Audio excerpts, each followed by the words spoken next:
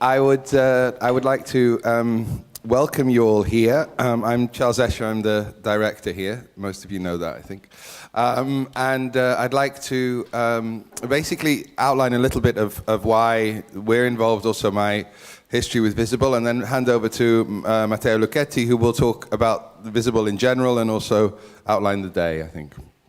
Do I need this? I think, can I talk like that? Oh, yeah, of course, sorry. Yeah. Stupid. Sorry. I first became involved or aware of Visible through my knowledge and connection with Michelangelo and with the foundation and with Cittadellarte.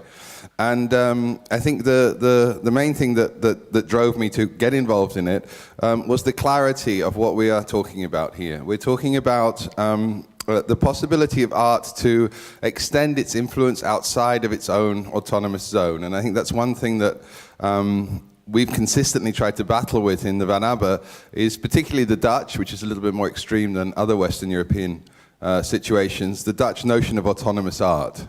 Remember here, for those of you that aren't Dutch, that you actually are taught autonomous art at school.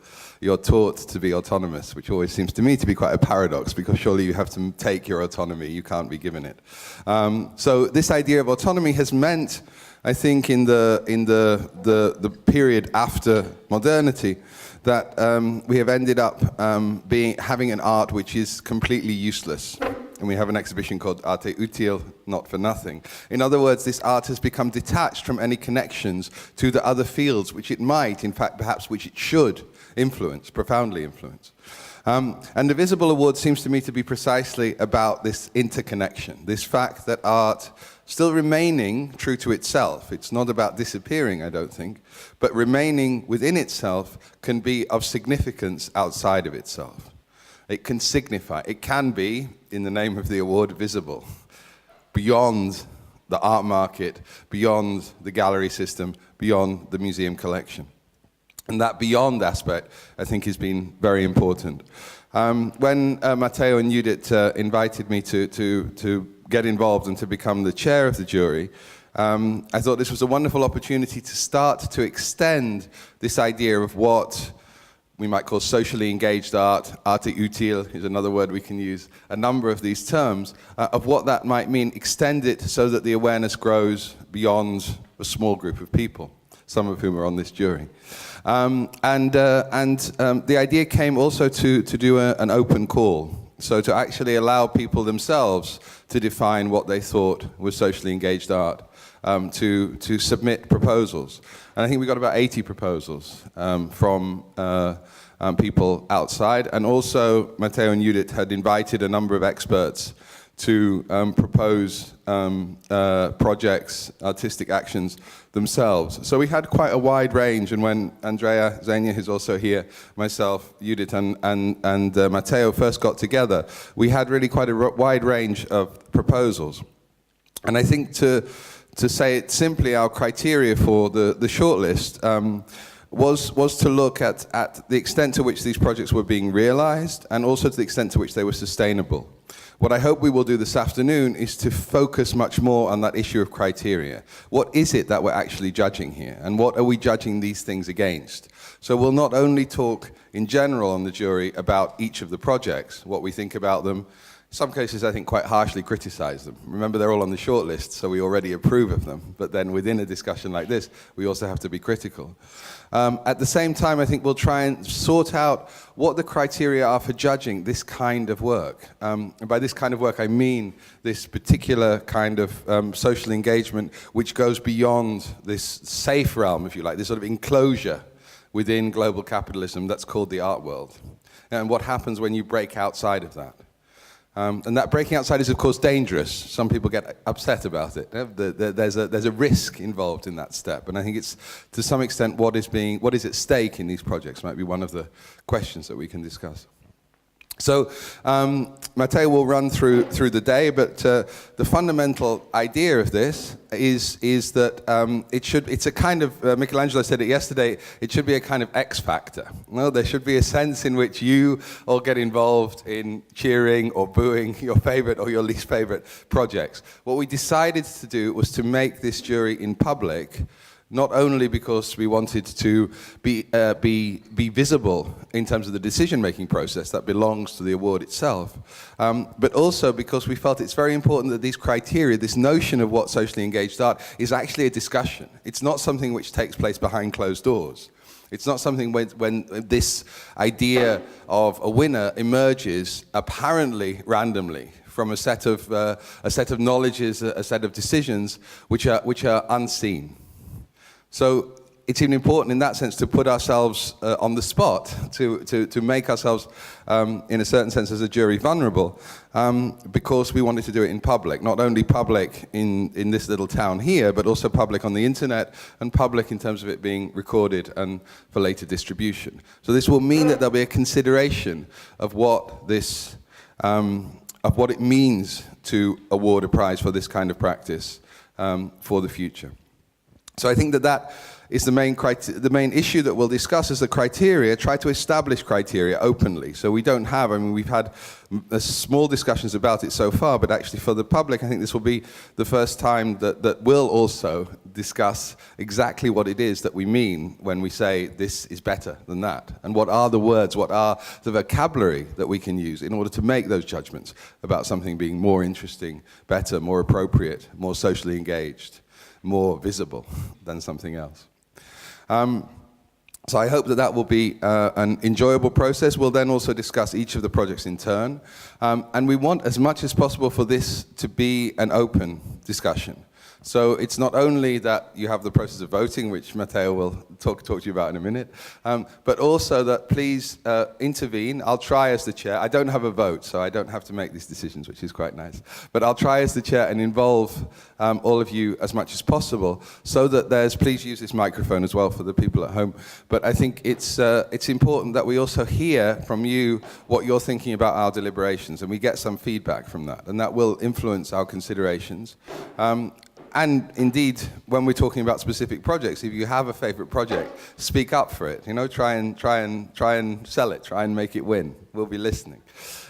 So please take advantage of this open jury, and try and try and turn it into an event in a certain way, an event which can go on to contribute to a discussion which I think is very much needed, which is a discussion about whether this kind of practice, this social engagement, is actually something that presents a future for art outside of the market system. Okay, thank you very much. I'll be back later on, but I'll hand you over to Matteo now. Thank you.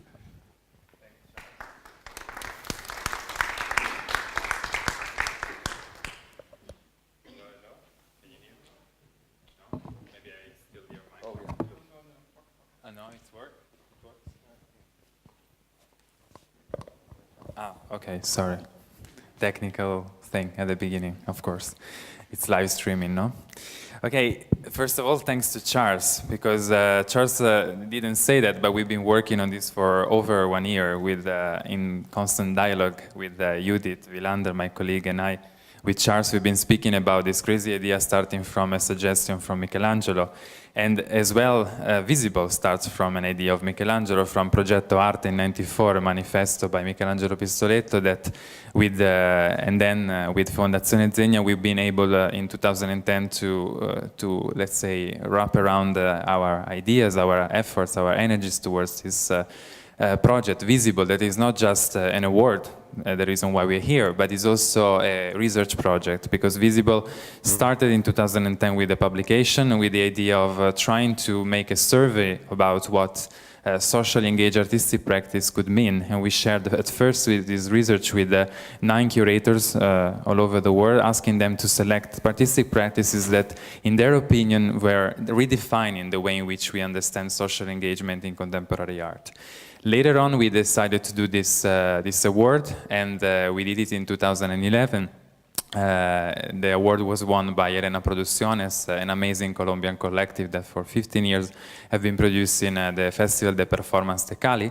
But yeah, when we went towards the prize, the first edition, we decided to keep the structure of the advisory board. So we selected another 9 curators, and we came to an advisory board of 18 curators that all over the world are constantly working on let's say, with their own art spaces or within institutions in presenting, distributing, screening, putting in the public space, let's say, artistic projects, artists, collectives that are operating within their practice with an idea of being socially engaged with their practice. So with the third edition, with the third step and the second edition of the award, we involved Charles as the chairman because we thought we needed to take a further step. So we thought that it wasn't enough to do a jury behind closed doors. It wasn't enough to have just an advisory board of curators nominating the projects. So we went towards this award that we are now, let's say, making alive now altogether.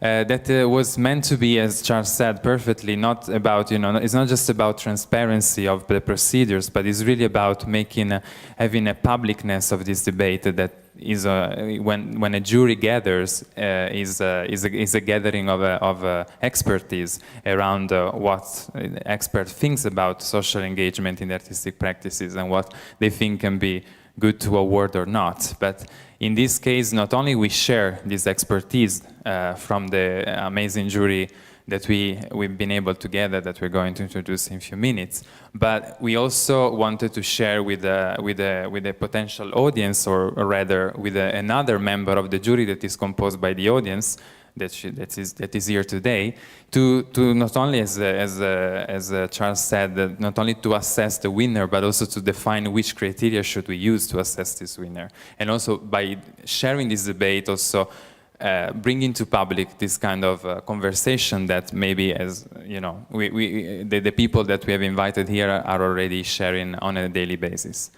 Just few words on what Visible, let's say, is, and as I said, Visible is a project initiated and supported by Fondazione Pistoletto Cittadellarte and Fondazione Zegna.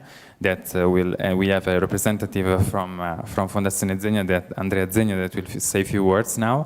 And is about researching and supporting and producing socially engaged artistic practices in a global context. And let's say how the award works, I think I made it clear. And now maybe I'm gonna tell you how it works today, because that's the most tricky part. And I got a lot of questions, of course, because it's the first time we do something like this. So let me share with you the schedule of the day.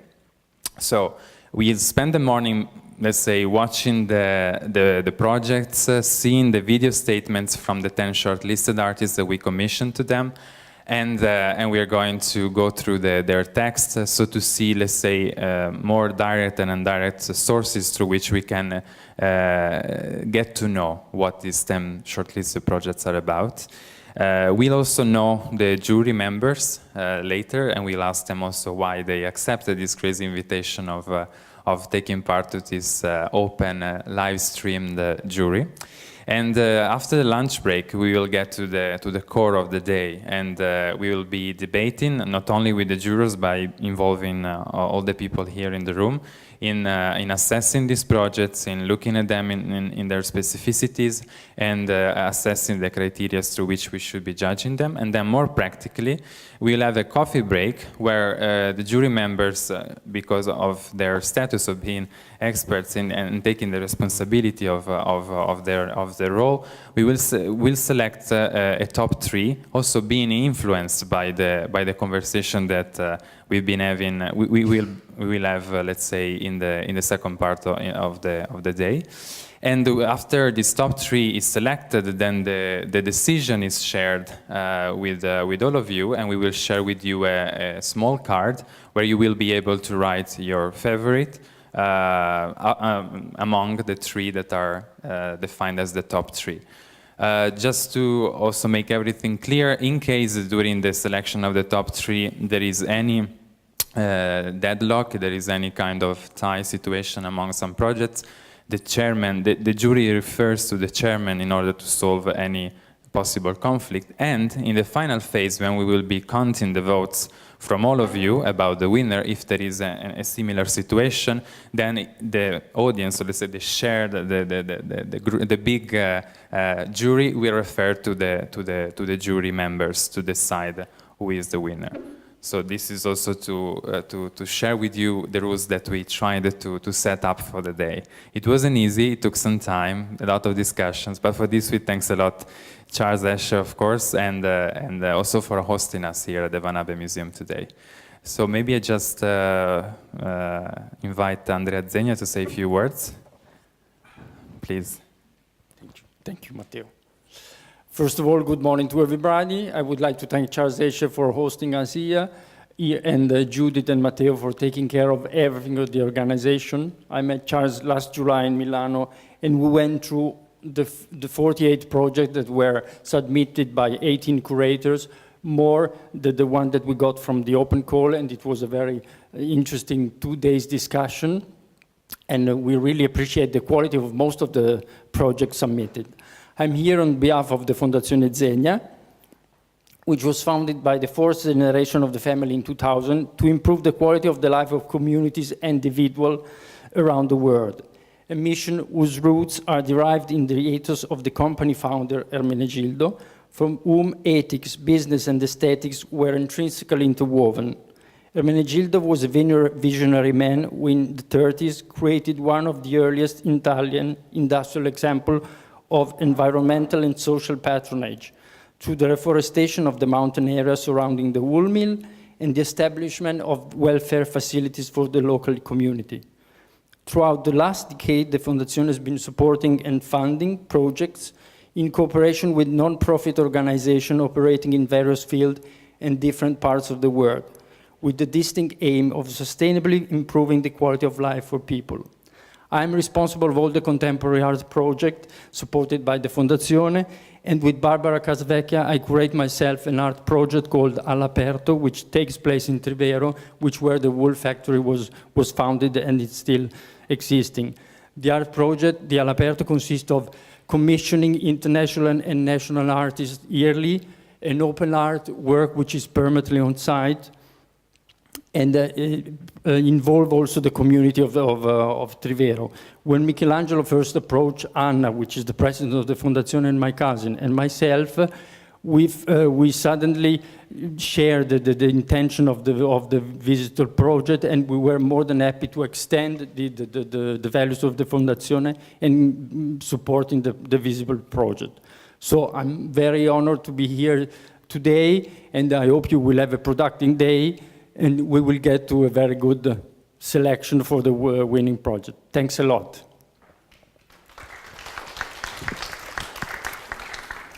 Okay, now before starting with the presentation of the 10 shortlisted projects, I'd like also to explain some other logos you see here, because this jury is not only made possible by Van Abbemuseum and by Fondazione Pistoletto and Fondazione Zegna, but also by Stichting Dun, Casco and Arts Collaboratory, that have supported this event, this jury as a public event, and so I wanted also to thank them.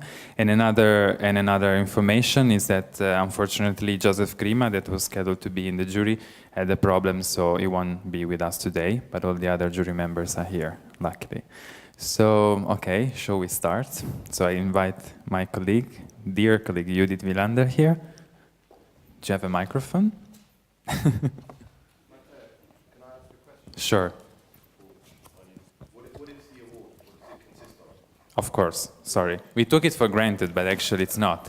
The award is a 25,000 euros production award. And it's quite important, I think.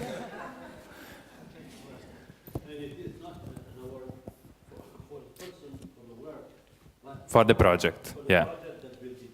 Exactly, yes. So it's a production award of 25,000 euros, and as curators of the project, we follow throughout the project in order to also give support, help in case it's needed. For example, in our only case, the previous winner, we've been asked to curate with them the festival. But yeah, it's more about for us to follow them in order to make sure that they have everything they need in order to make the project happen. Yeah. Super.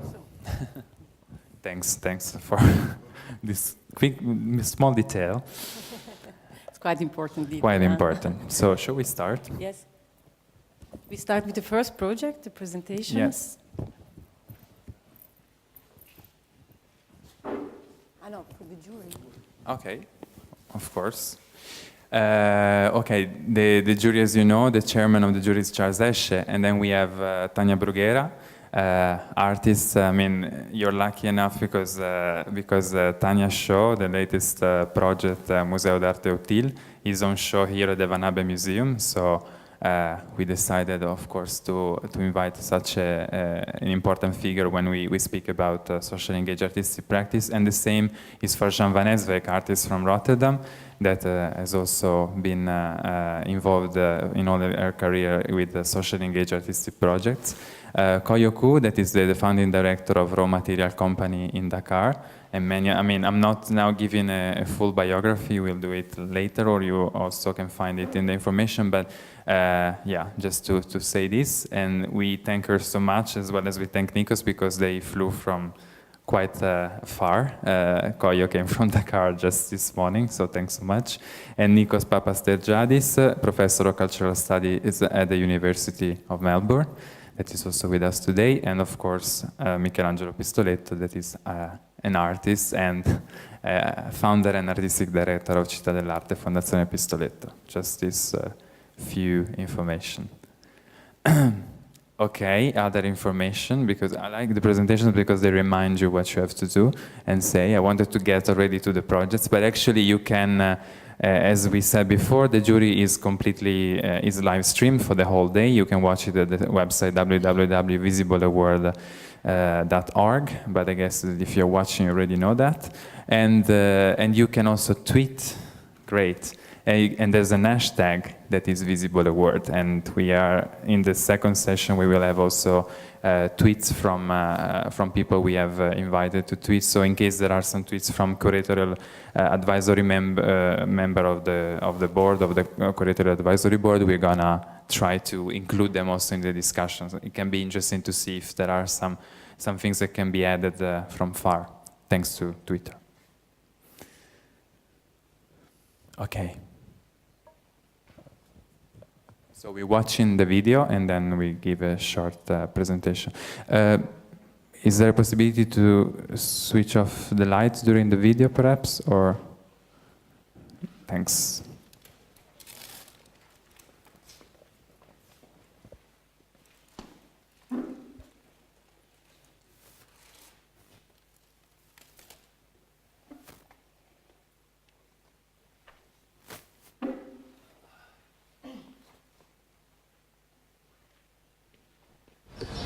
Hi, my name is Sami Balogi. I'm a photographer. My project is an interactive website containing contemporary and archive images of Congo. And my aim is to create a multidisciplinary exchange around those images. I started working as a photographer for the French Institute in Lubumbashi, partnering with the city municipality and its university around the theme of architectural and industrial heritage in the Katanga province. This job made me realize the lack of visual documentation on the city of Lubumbashi. I discovered part of Katanga's history and colonial past by doing throughout the archives of the Katanga Mining Industries Department of Communication. This discovery immersed me in an important part of history known for young generations. These images radically influenced my own documentary work. By combining my personal work with this rich material, I started building a body of work confronting my own identity with the history of my city. This combination of sources led me to question the transmission of information and the truth in photographic images and their manipulation, often omitting the past. This new reading of my environment allowed me to show our past trauma and the importance of political and economical powers in structuring Congolese society. I was invited for an artistic residency in 2008 by the Tervuren Museum of African Art in order to produce a work based on their Congolese archival found. Working with this material in the colonial history department of the museum made me realize the extent of collected information and images in Congo from its creation until now. My analysis did not stop with this work. This experience sparked my interest and passion for reinterpreting archive work, researching how it was collected during the colonial era, and understanding its value in creating a representation for the other, the colonized Congolese, in the political and economic interest of the colonizer. This experience deeply influenced my future work. It made me reinterpret history and develop my own stories, bringing back the Congolese side of event to history as it had been written. I have since led photography workshops in Lubumbashi throughout Picha Art Center, which I co-founded. These workshops were organized in collaboration with international artists and photography institutions and aimed to support the voice of local photographers, allowing them to share their own vision and to question their environment. 99% of today's published images of Congo are produced by foreigners, which, in my view, promotes a still colonial vision. The idea of an interactive online structure containing archive as well as current imagery of Congo, produced by Congolese and non-Congolese people alike, but also contributed from public and private collection, fits my artistic approach. Indeed, by confronting past and present and bringing them a personal view, the image can be used to reinterpret them and convey a subjective vision. Eventually, this project will create an interdisciplinary and a democratic debate around the Congolese social, political and economical issues depicted, and it will connect this debate with the international scene.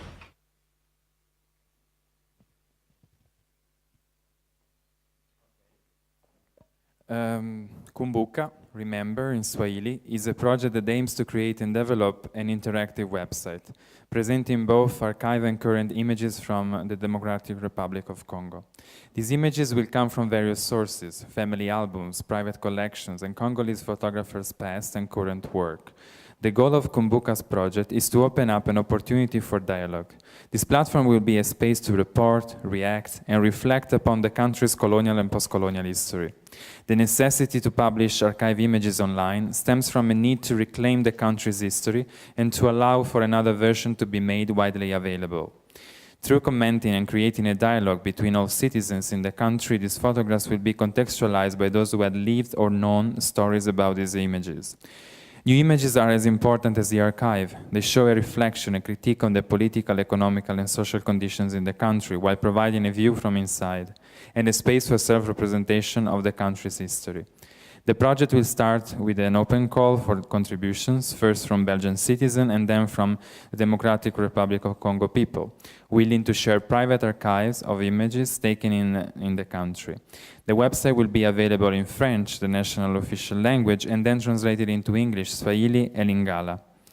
The website will be extended by contributions with collaboration with, amongst others, the Fond Arabe pour l'Image, Lebanon, HIP History in Progress, Uganda, DRIC in Bangladesh, Photo Circle, Nepal, Afrique in Visu, France, Morocco, Africulture and Afriphoto in France, Fotota in Canada, Raw Material Company in Senegal, CCA in Lagos, Nigeria, Invisible Border in Nigeria as well, Dual Art in Cameroon, and others. Sami Balogi is born in 1978 in Lumumbashi, in the mineral-rich Katanga province of the Democratic Republic of Congo. He studied computer and information sciences and communication at the University of Lubumbashi, where he currently lives.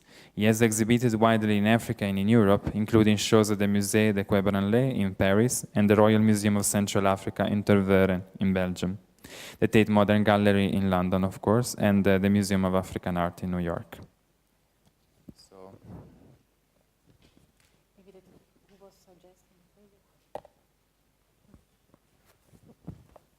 Next project, Tool to Tool from Beta Local. This is Beta Local. It's an engine through which many different kinds of work take place. So our space has been a classroom, a vegetable stand, an exhibition space, a mechanics workshop. It has hosted discussions about economics, research on the ideas of Ivan Illich, and many community dinners. Our work is focused on generating new models for art making that respond to our social and material realities, which are a debt-ridden state, a collapsed consumer society model, a colonial economic structure and government, and rampant de-skilling. And because of that, we engage with many different kinds of people. Sometimes just putting people together, people that would otherwise never talk to each other, is enough to get the ball rolling in a different direction. We run a free school, a residency, and a 9-month collective research and production program. Our work happens in public spaces, common spaces, places where the division between artist and public, intellectual or artisan, professional or amateur, starts to break down or is just beside the point. And all the projects that we're proposing come out of this process of collaboration and encounter. Our project is called Tool to Tool. The name of the project is a reference to Ivan Illich's proposal to create tools for conviviality, tools that may be used by the widest possible public towards the creation of more just human societies. El Bosque Auxiliar is a sustainable 13-acre forest. Luis Agosto Leduc developed this project after months of researching independent production platforms and organizations started by artists. The forest provides material to artisans and is also a site for artistic production. In a way, it is a model for sustainable land use and conservation in Naguabo, which is a very poor coastal town neighboring a post-military site. El Bosque Auxiliar is going to collaborate with Seis Dedos. Seis Dedos is a design team made up by artist Marx Rosado and designer Agnes Savo, and they will make a wearable or a utilitarian prototype from the wood sourced from the project. Understory is a project that Jorge Gonzalez is developing. He's learning sculptural techniques from gardeners, weavers, furniture makers, and then applying these techniques to a large habitable sculpture. Compass Session is a walking seminar, an errand seminar. We're going to travel as a group walking along the coast of Puerto Rico to observe and to research firsthand the ways in which abstract political concepts have real physical, material, and social traces. We're interested particularly in foreign trade zones, in post-military land development, and in migration routes. It's a collective and ongoing research process, and it's part of our interest in developing pedagogical models that respond to our experience and our reality. The last project is a way to publish and make even more public all this work. La Sonora is a free Spanish language online audiothek. It was created by Michael Linares because even though only 13% of the population is fully bilingual, texts in Spanish about art, aesthetics, or cultural politics are really scarce, and this hinders the development of new ideas and genuine cultural dialogue. All these projects deal with land use, with the devastation of rural land due to speculation and to global agricultural practices. And they also deal with the idea of sustainable use of natural resources through artisanal practices.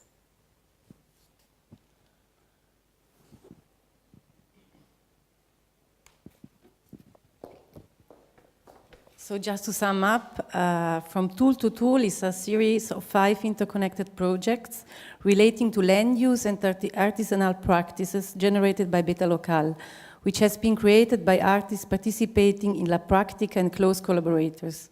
These projects are themselves platforms for inclusive artistic production and critical social engagement that takes on new forms, spaces, and publics. The starting point is significant because our work is focused on generating new models of art making that responds to our social and material realities, remaining grounded in local needs, interests, and imaginative possibilities. Beta Local is a collective project community of participants established in San Juan, in Puerto Rico in 2009 by Tony Cruz, Miki Marquauc, and Beatriz Santiago Munoz, and it's dedicated to critical and engaged aesthetic practices.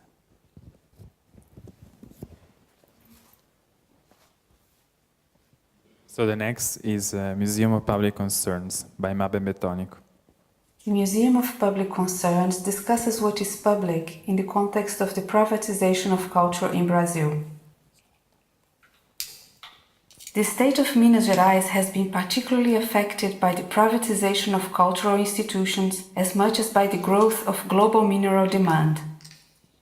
In the center of the capital, Belo Horizonte, old buildings of government were given to private companies to make museums that serve the companies' interests.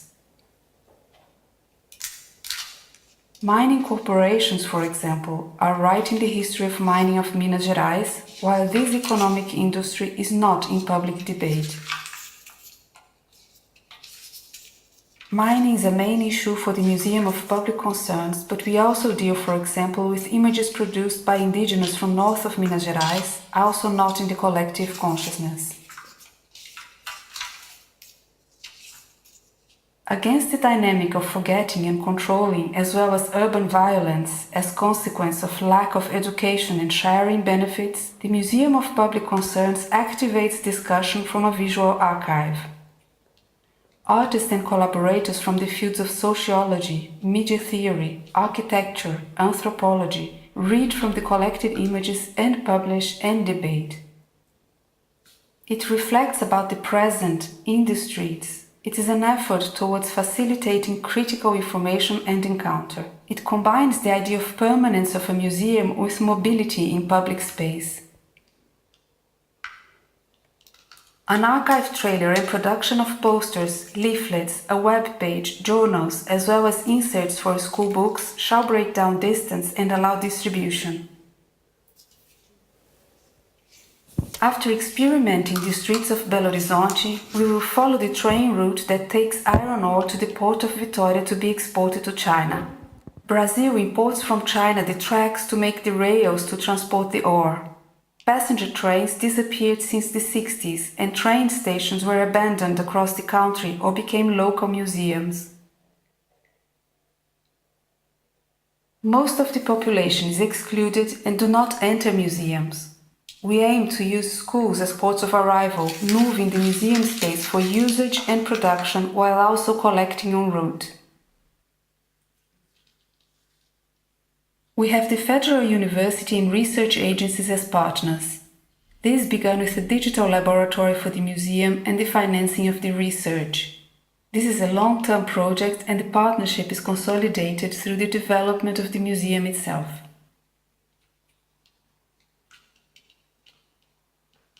This project is about preserving for allowing critique on past and present of relevant issues. And thank you for your attention.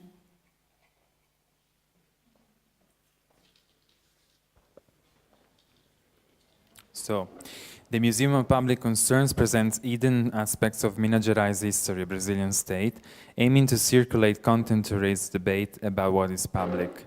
As a mobile photographic digital archive visible in various formats and contexts, its collections come from individuals, NGOs, public and private administrations willing to show their content for their potential to engage the present.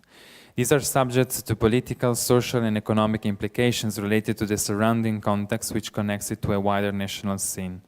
In general terms, Minas Gerais, like the whole country, lacks public infrastructure, investment, and the will for actively recording its history. Its amnesia is especially related to minority and controversial subjects such as mining, one of its historically important industries. This project reacts to the ongoing privatization of public buildings into corporate cultural spaces with public money in Praça da Liberdade, a central square of Belo Horizonte, where public institutions lack financing while the state give multinationals the power to present, determine collective history and culture, while relevant questions, implications and criticism are absent. Mabe Betanico, born in '66, is an artist and researcher living in Belo Horizonte, Brazil, working from archives and collections, resulting in installations, publications, essays, videos, and lectures.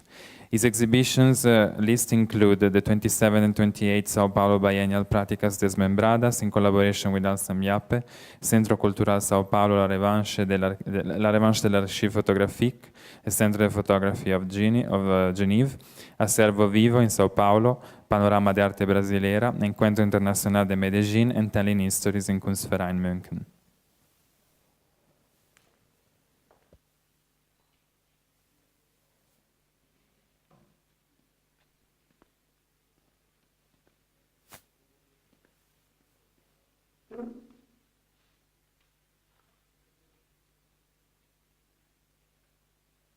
There are 7 billion of us living on this planet, and 1.2 billion live on less than $1.25 a day.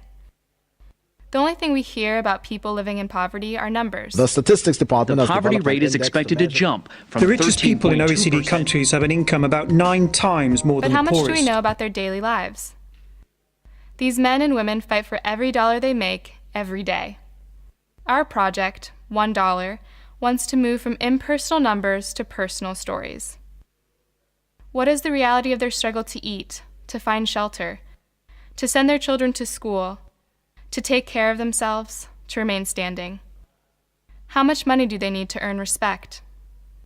With this in mind, we decided the best way to learn about their lives was to ask them. In Cambodia, we sent some local filmmakers to report about their own community, village or town, giving them a format to follow. Portraits should focus on one worker and show one day of life in a 5 to 7 minute video. The stories they came back with ranged from heartbreaking to surprisingly motivational, but ultimately displayed the humanity of an invisible population. The response and feedback to the first portrait published has been a success after going viral on social media platforms. So we thought, what if we could do the same at a global level? What if people from all around the world submitted portraits from their community? This is actually possible, but we can't do it alone. For this, we count on you, a generation socially engaged, passionate about audiovisual creation and new media. Here's how you can get involved. Make a film, share our videos, or donate to the project. If you are a filmmaker, journalist, or someone with an interesting story to tell, submit a portrait by December 31st, 2014. Join our online community to take part in a global dialogue. It is in your power to raise awareness on economic injustice.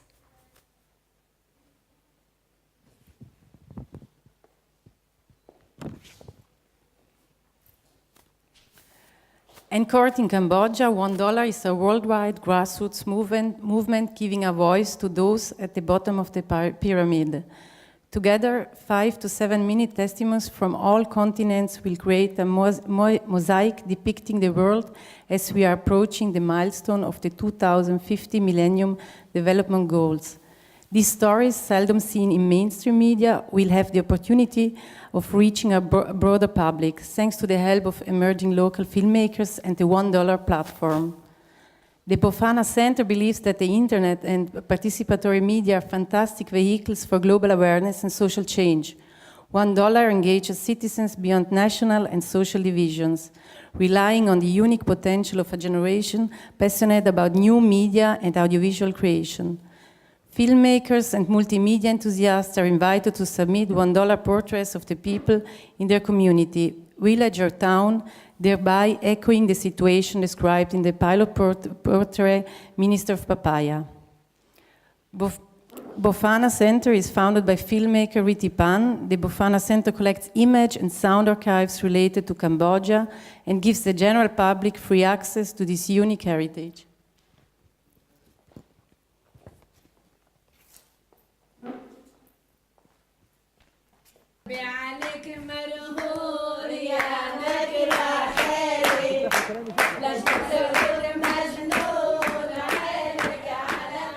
نابلس كتير حلوة، جبلين ووادي.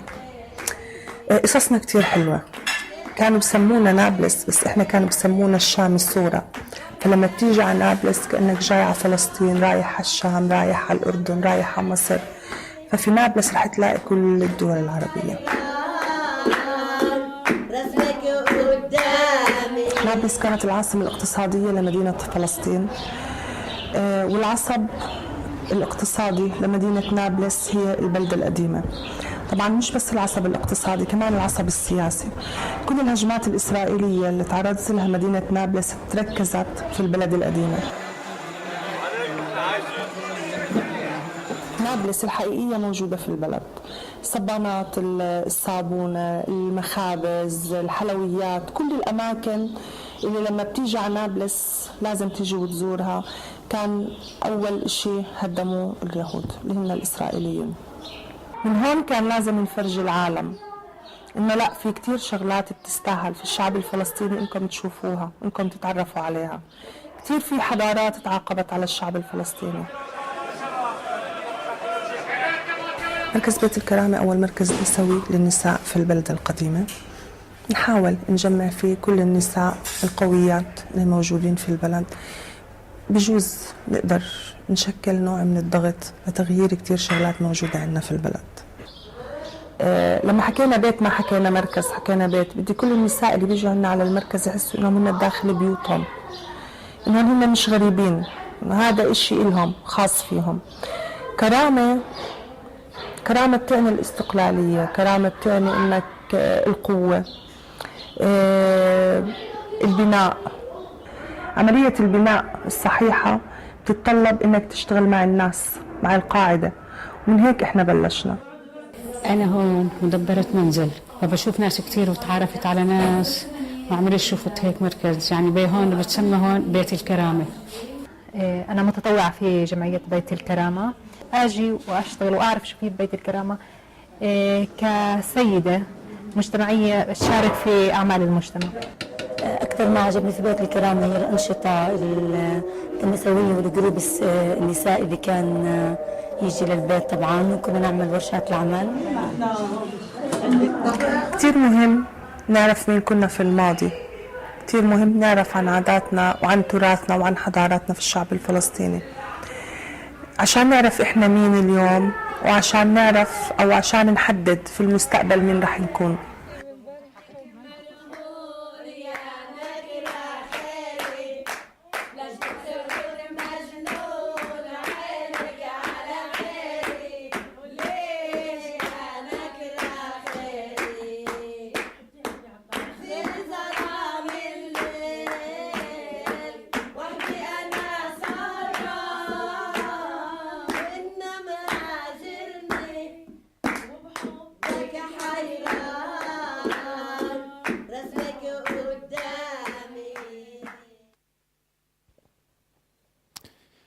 So Baita Al-Karama, Beatrice Catanzaro.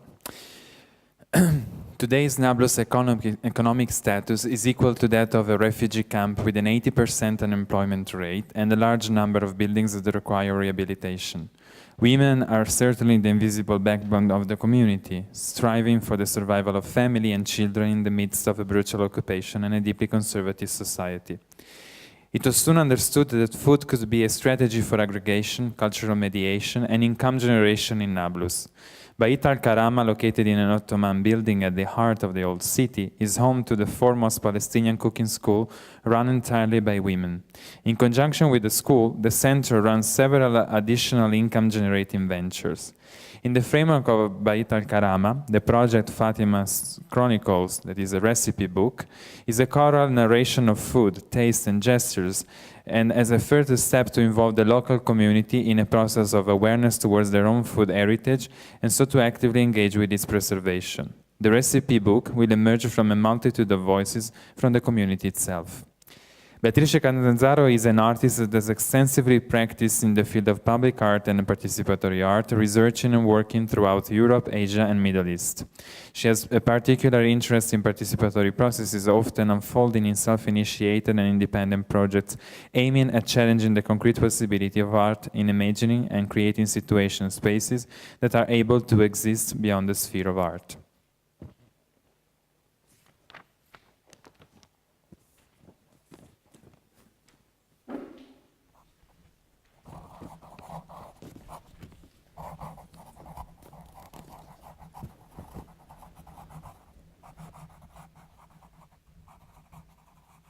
Paese Nuovo, New Country, is a project that is operating on the area around Foggia, in south of Italy, in Puglia.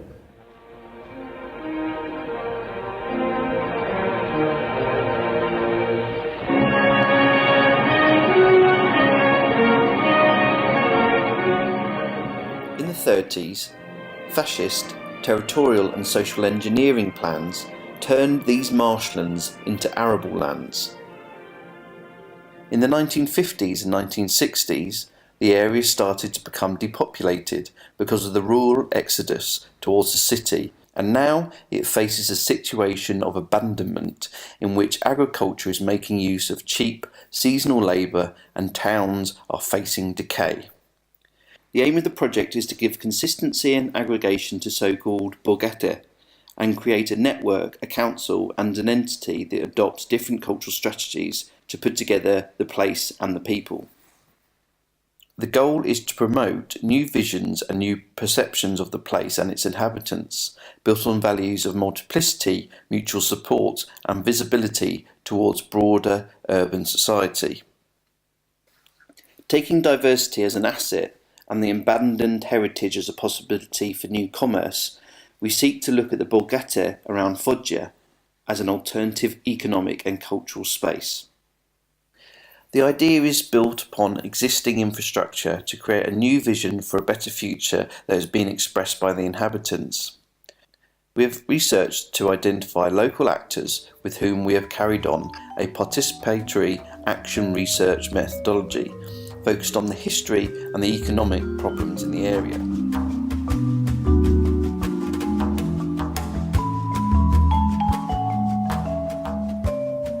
Collaboration with local actors will let us orient and shape specific actions, such as the recovery of a post office now abandoned in Borgo Segesia as a kind of base camp for the activation of the project. People will be invited to develop an internal communication system within the borgate, based on a newsletter and on a radio programme run by migrants. We will use this assembled new body to constitute a political body, not only in each borgata, but also as part of an expanded council that will represent all the borgate. Moments of visibility and cultural celebration will give broader presence to the ring of borgate and a higher capacity to influence the negotiation with the external power of the government.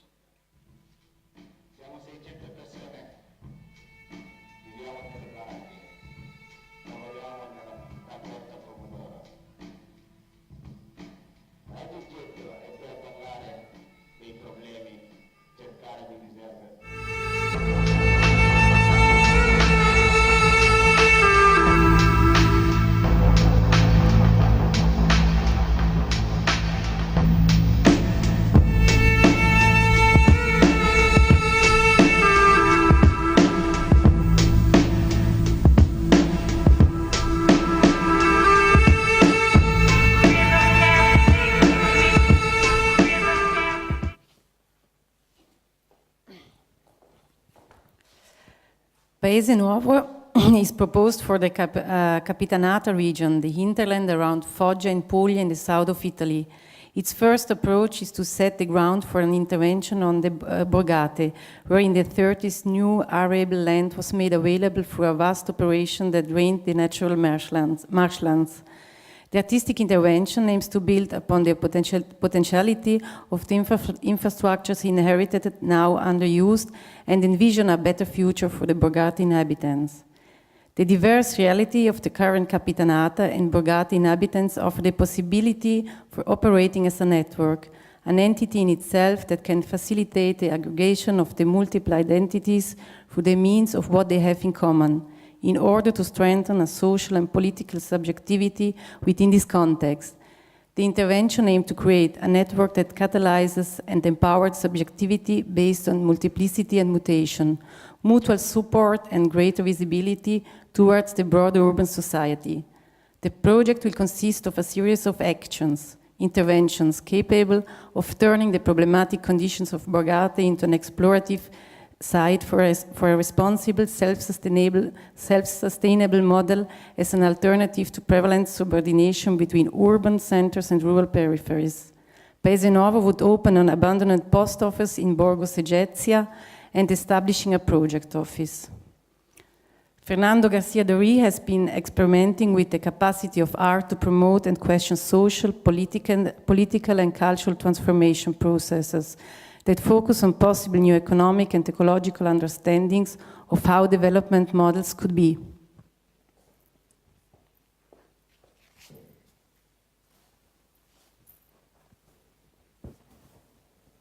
Take 5. I started this project called Incandescence to ensure that people who are featuring in my photographs get a platform to share their own lives and work. People get to read about sex, people get to read about anything that they will never, in as much as South Africa is so democratic, they'll never see that kind of text in the mainstream media. Most of the team members, we are black lesbians. Ella, people occupy different positions within the Incandescence crew. Bongi is a documenter, and Lerato is a graduate. She's a journalist, and we just posted a new story on Pep Smear that she wrote this morning. Now I had to beg Lerato to cut that hair, and look how beautiful this person is.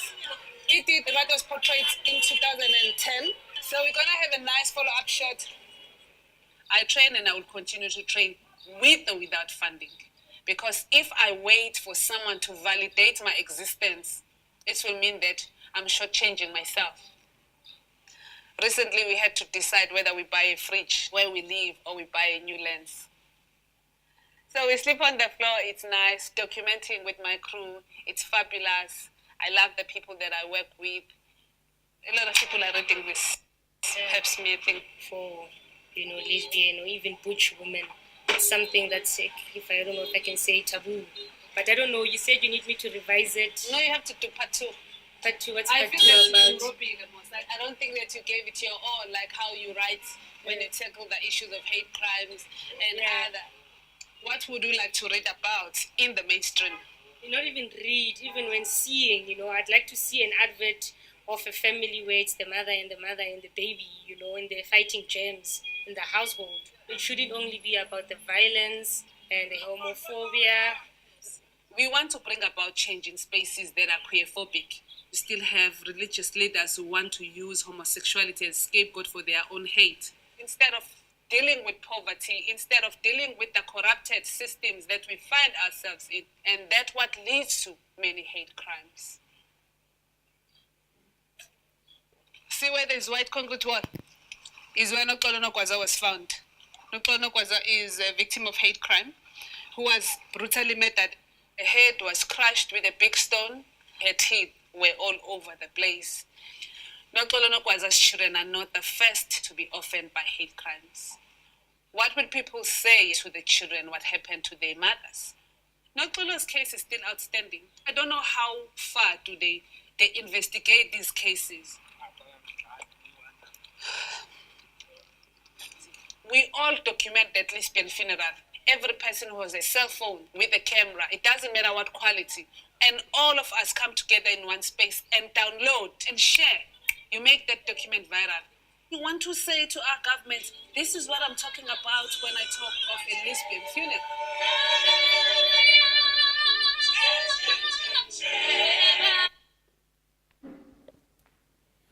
With 20 by Incanisio, at the threshold of South Africa's 20th year of anniversary of democracy, black lesbians, particularly in townships, continue to experience hate-motivated violence on a regular basis. We propose to produce, as Incandescence, a 120 minutes documentary film series to tell the stories of 20 survivors. Through these films, the survivors can process their ordeals, reclaim their identities, and move towards healing. While the common thread through their stories will be the experience of hate crimes, this will not be the focus of the films. Rather, the films will explore the complexities, struggles, and beauty, even the ordinariness, the normalness of their lives, which, moving beyond the incidents of violence and abuse, is, as with many women, a challenging part of life. Stories will be sourced through Incandescence's website and their extensive organizational, community, and personal relationships throughout the country. Incandescence intends to premiere these films in the communities where the participants live, as well as screen them at national and international conferences, film festivals, and other fora. I quote, "We will as well post them on the Incandescence website and other online portals like YouTube. We will also make every effort to ensure that the films are aired on national television during and as part of the 20th year of democracy commemorations in 2014, starting no later than April." Through these stories, the collective believes that activists in the LGBTI, gender, human rights sectors and the society at large will have the opportunity to be informed by individual experiences and also to contextualize those experiences within a broader socio-political and cultural environment. Incandescence, the main photographer of the works of Incandescence is Daniele Muholi, its founder, who has continued to voice discrimination and injustices towards lesbians. She uses photography to humanize and seek justice for the survivors of sexual violence, as well as those who have lost their lives. Muholi was born in Umlazi Township, Durban, South Africa.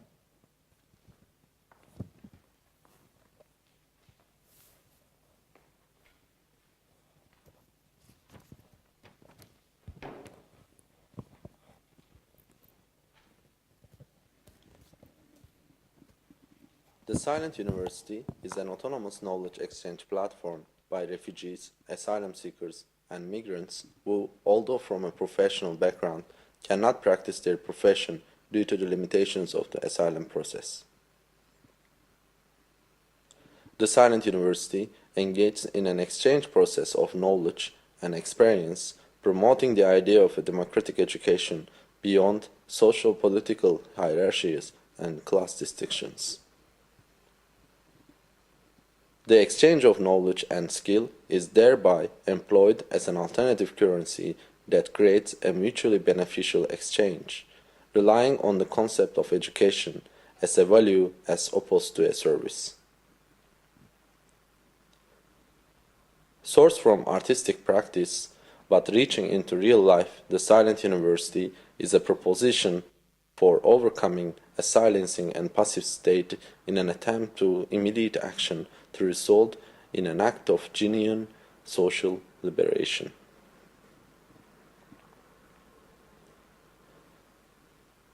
The Silent University is not a one-time or tactical intervention, but aims to become a sustainable, long-term project that will spread in Europe and internationally, run by its own participants.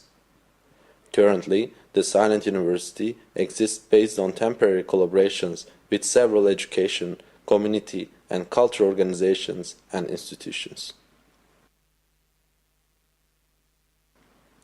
The Visible Award would help the Silent University to become a sustainable, long-term, autonomous organization, help improve its central infrastructure, such as issuing ID cards for participants and students, getting legal advice, publishing periodical reader, organizing public events, maintaining and updating the website as a learning platform, creation of a resource room, bringing and connecting the participants with registered users.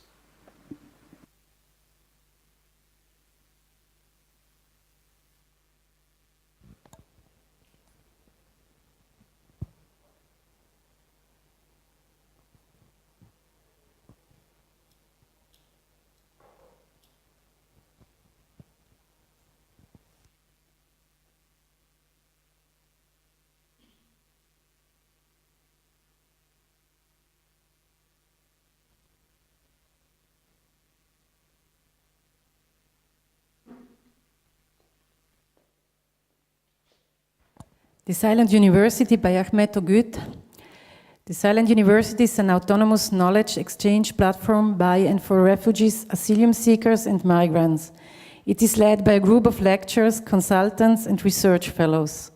Each group contributes to the program in different ways, which include course development, specific research on key themes, as well as personal reflections on what it means to be a refugee and asylum seeker. This platform will be presented using the format of an academic program. After starting at Tate Modern in London, the second base of the Silent University is at the Tensta Konsthall in Stockholm. For this proposal, the Silent University seeks financial support in order to sustain the continuity of the project in London and Stockholm, as well as introducing and activating it in Berlin and Paris, where the aforementioned communities constitute significant parts of the society and agreements with local partners have been settled. Ahmet O, born in Diyarbakir, Turkey in 1981, has gained international acclaim for his subtle references to complex topics including religion, social and rural customs, and the spectre of war, often offset by an age of humor.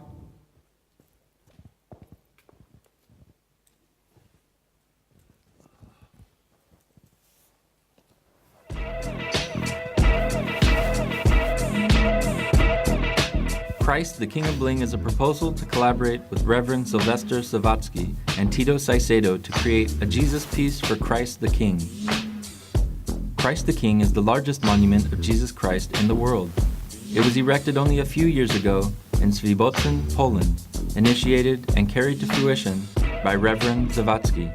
The monument was funded by donations from local business people and other residents who wanted to make a contribution to the church and also create a tourist draw to bring money into their community.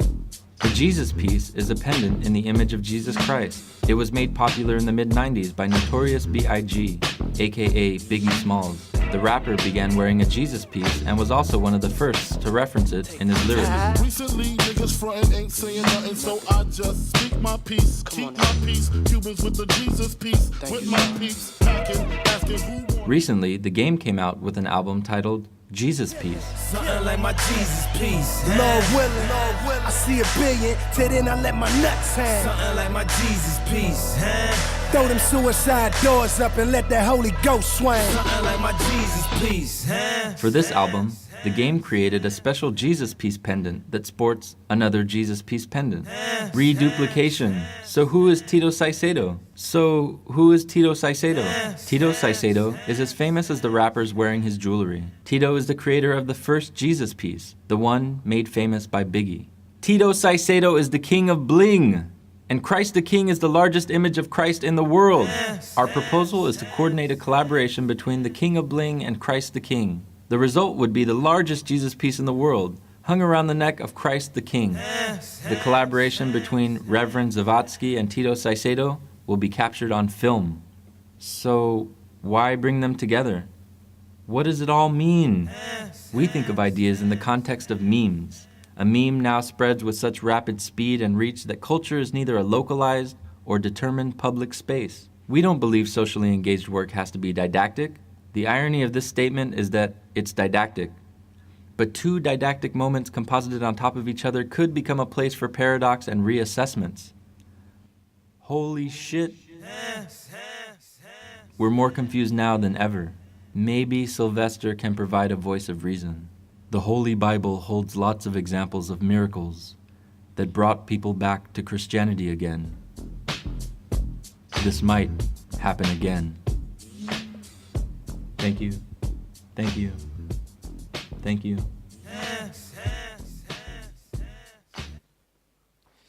So Christ, the King of Bling by the Propeller Group. The Propeller Group embarks on an ambitious, multifaceted project to create the world's largest Jesus piece, a term used for a cross, crucifix, or image of Jesus Christ that is worn as a jewelry.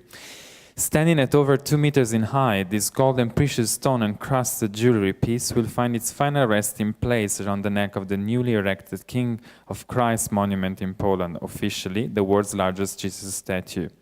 In order to carry this out, the Propeller Group will bring two individuals together that otherwise would have no chance of meeting. Tito Saicedo, the OG original King of Bling, who has made some of the most extravagant jewelry for some of the most famous rappers, And Tito meets Reverend Sylvester Zadowski, a 78-year-old retired Polish priest and designer of the largest Jesus statue in the world. A 1.45 million project in Spitsboden, Reverend Zawadzki says of the statue, "I hope this statue will become a remedy for this secularization. I hope it will have a religious mission and not just bring tourists." The Propeller Group merges these social movements in politics with the trend of the Jesus Peace phenomena in rap culture. Propeller Group was established in 2006 as a cross-disciplinary structure for creating ambitious art projects.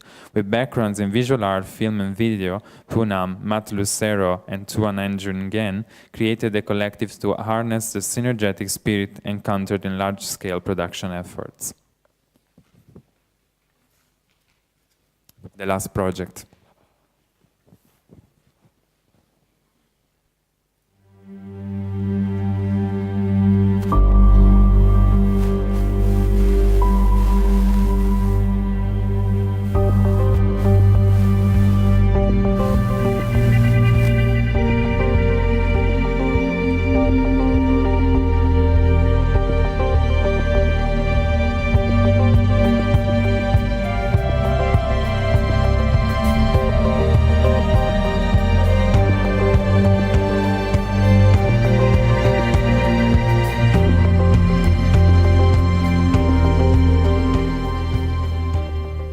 Gerobak Bioskop program is a new public program by Ruang Rupa in 2008. The program was inspired by a propaganda program by the New Order regime.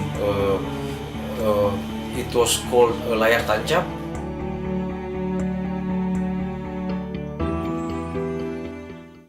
Gerobak Bioskop program is to give chances for people to watch non-mainstream audiovisual works.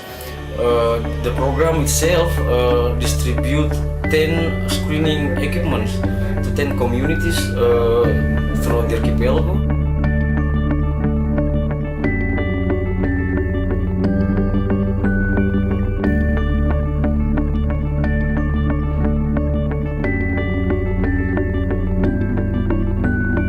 Afterwards, they could as well develop several programs through our small workshop together with them. So actually the Gerobak Bioskop program in each of the community is also derived not only from us as a part of the programming, but it's also being initiated by this community. The most important thing is about the education through literacy of visual culture and the development of the visual in their own local context and based on the local necessities.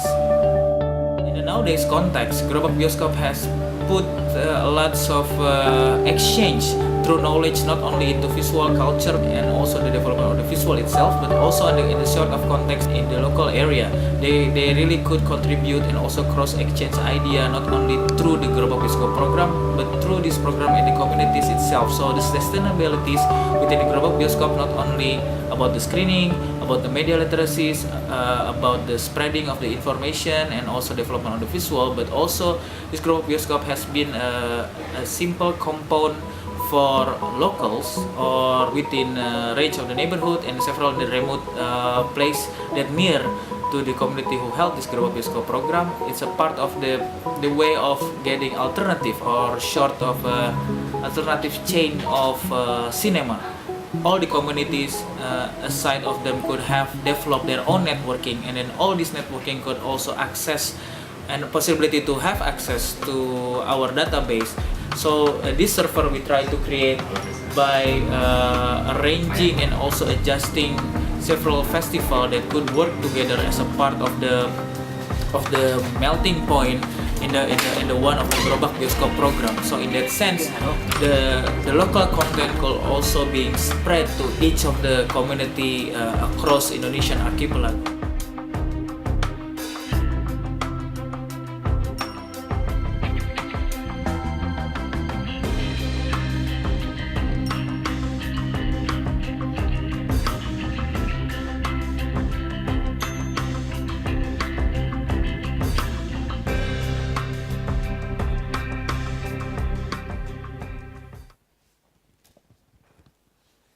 So our last project, the Bioskop network by Ruang Grupa.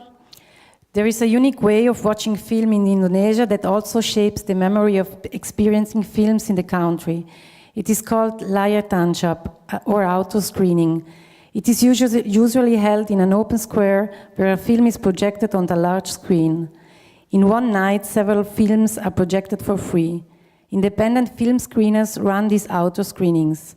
This tradition not only shapes the experience of watching films, but also becomes an event for social gathering where people meet at Pasar Malam for social interaction and economic transaction. This habit has vanished with the rise of indoor cinemas and the monopoly of film distribution in Indonesia. The spirit of layar tancap inspires our independent media distribution project. It aims to return the spirit of watching film and creating a social gathering. It can also be held organically in many places. The Jarak Bioskop cinema card is designed as a movable and easy operated film and video screening station. Ruang Grupa is an artist initiative established in 2000 by a group of artists in Jakarta. It is a non-profit organization that strives to support the idea of art within an urban and cultural context by involving art and other disciplines such as social science, politics, technology, media, to give critical observation and views towards contemporary Indonesia urban issues.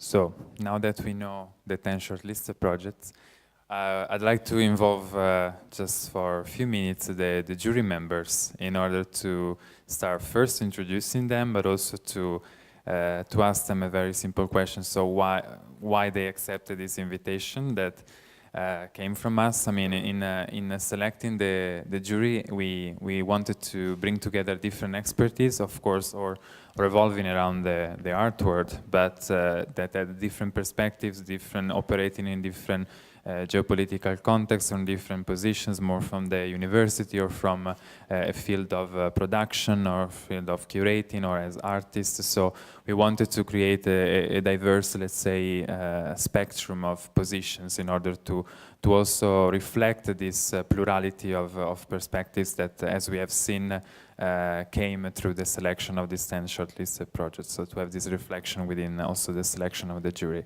Since the jury session is a public event, is a format that perhaps hasn't been used so much to do a jury in public. So I wanted to ask to the jury members to maybe first comment on this, and so that we can also slowly move towards the session of the afternoon, let's say, in terms of letting the jury be protagonist of this event.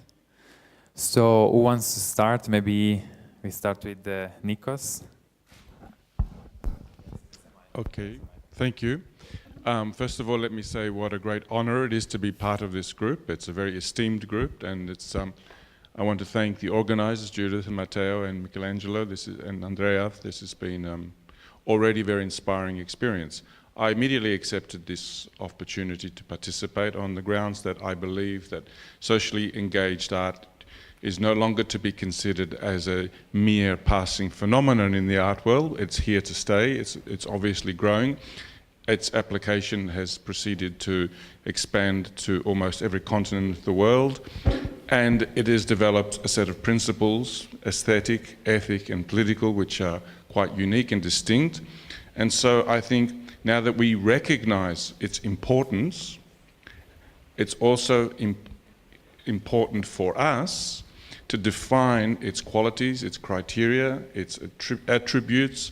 And so one of the tasks that I hope we will be able to achieve today is not only just select an individual artist or project or collaborative team in terms of why we think it's more interesting or successful, but also to help participate in something else that's public, which is to shape a discourse, a dialogue about criteria, a set of terms that we can use for the evaluation of works, and therefore to not just legitimate individual works, but to establish a new process that's involved in artwork, and also to deepen our understanding of how the interplay between art and politics and everyday life can be sustained and defined with greater clarity and precision.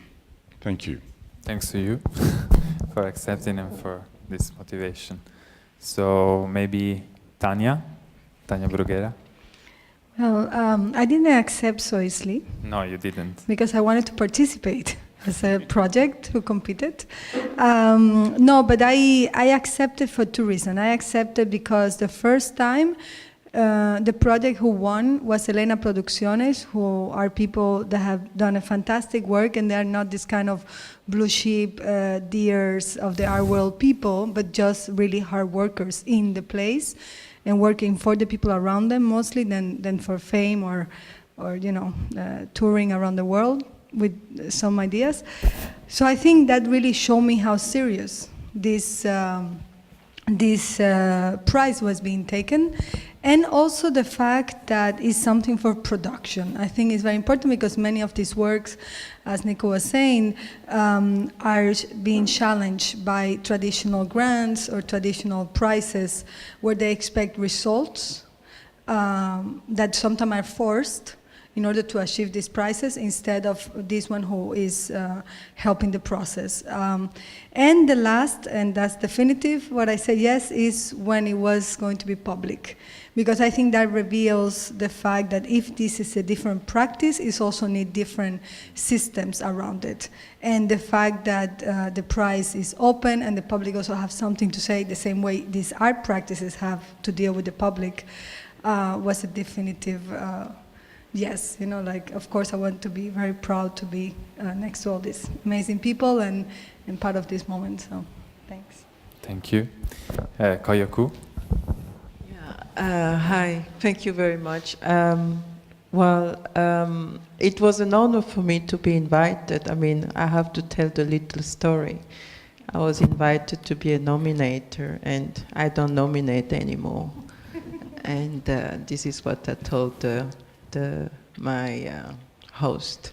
And it's also because in my practice I've been working so much on many different levels of nominating and juries and so on. And one of the reasons that I really wanted to be at the jury level is to have this amazing privilege to make someone happy. In a sense of contributing to provide an award that serves a purpose, and that's one. The other thing is that in my practice, and also what we are trying to do at Raw Material Companies, to deal with art that has a social relevance, and that is to maybe use the idea of Tania that is useful and that addresses ideas and themes that are not self-referential. So we call it not self-referential. I mean, art that serves a purpose for a greater social, a common good. So I really think that there is no particular difference between, I hear a lot here about kind of a social engaged art practice and mainstream and not mainstream. I think I like to say sometimes that an artist or artistic production or curatorial practice, should be as important as a butcher in the neighborhood, So in the sense that we are here to provide to produce a good that is needed for our development and also for our daily need, So, and all these projects have that in common, and we will discuss later how that is materialized and how we will then have the tough duty to select only one. They should all get $25,000. Come on, Xenia. We should have a street full of butchers, yes. Thank you. Thanks to you. Maybe Jeanne Van Heeswijk.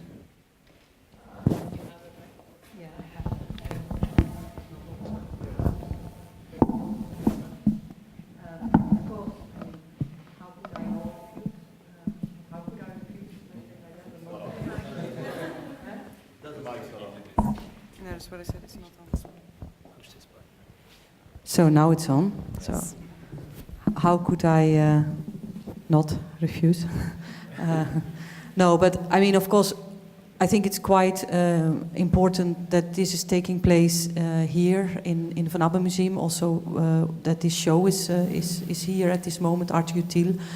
I think I really did an effort to be here today because I think it's very important at this moment in time, also in the Netherlands, to keep addressing this issue, because especially here, and Charles was also alluding it, there's been still an ongoing discussion between this idea of autonomous and being instrumentalized. And this idea that if you actually work within contemporary society, if you try to work on change, if you try to work in collaborations, that you can only do when you're instrumentalized in one way or another by the powers to be. Name them institutions, whatever. And I think it's very interesting to see that more and more people all over the world are starting to see that the tool set of art is something that is an essential tool set, I think, in contemporary society for people to be able to get an understanding of the time and place they're living, and that understanding and working on a collective, let's say, understanding of our time, but also on a collective idea about how we want to maybe live together or how we want to continue living together or create a common future, I think is very, very important. And I think it's important that we discuss what kind of criteria, how we look at that. I find this extremely difficult. I find it very difficult to be in this jury, but I think it's also because I have my preferences, of course, and I know a lot of these people, they're colleagues, which you look at, which you observe at, and so, yeah, it will be challenging, and I think that's the other thing why I find it important to be here, because this is public, because especially here at this moment in time in the Netherlands, it's very important to discuss these things and to find common criteria to start speaking about it. I don't know if I can judge, but let's at least try to speak about it. And that's very important. Thanks, Jeanne. And we can, yes, give the word to Michelangelo Pistoletto. I am Michelangelo Pistoletto. I invented the mirror. It is something that is it's not so obvious because I think the mirror is something that everybody has at home, in the toilet, everywhere. So it is why for me the mirror is an example of the large community in the world, and.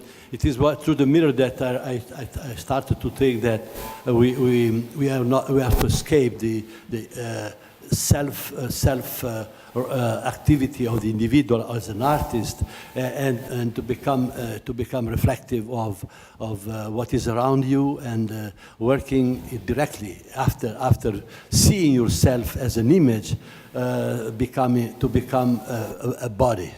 So the mirror can become from virtual to a social body.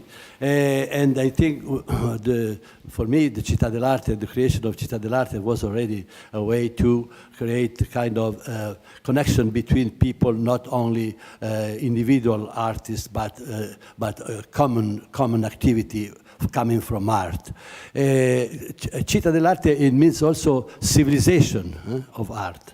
Città, city as a civilization, and I think that art has a very important task now to work for the transformation of the world, and it is why I'm so happy to be here and to be part of this jury. Thank you very much. Maybe I give the floor to Charles to close the session.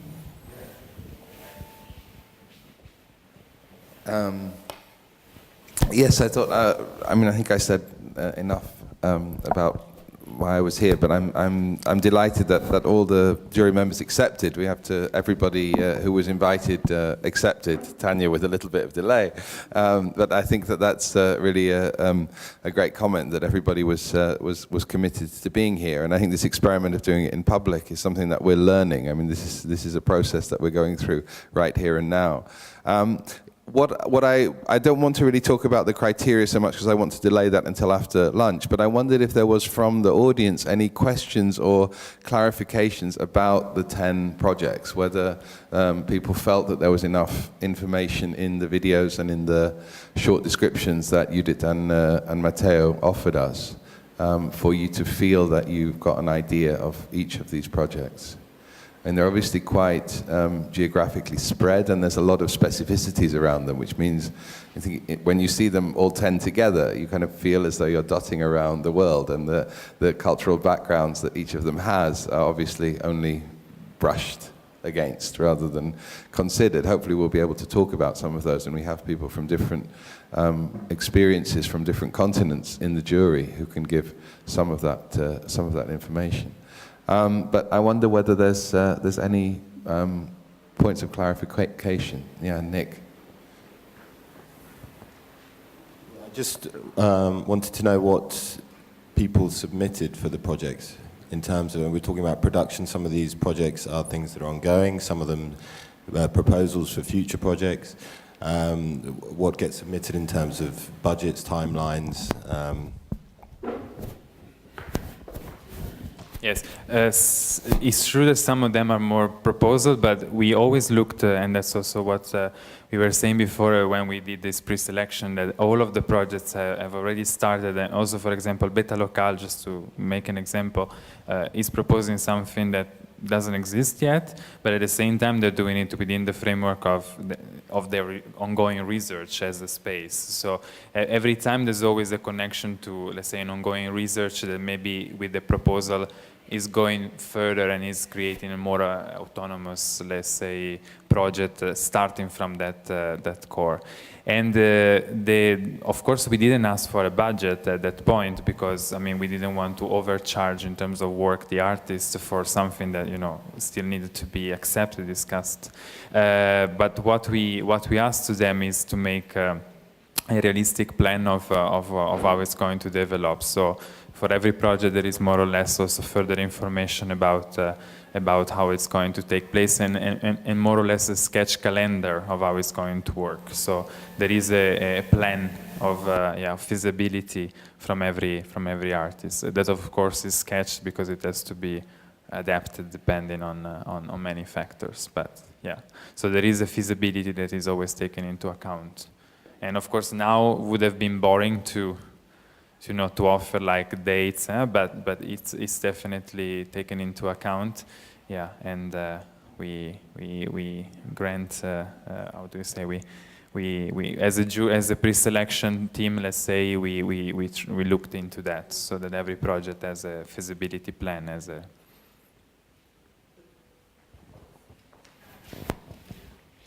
Is any of the projects dependent on getting the prize? I mean, are there projects that will not happen if we not give them the prize? Are you aware of that?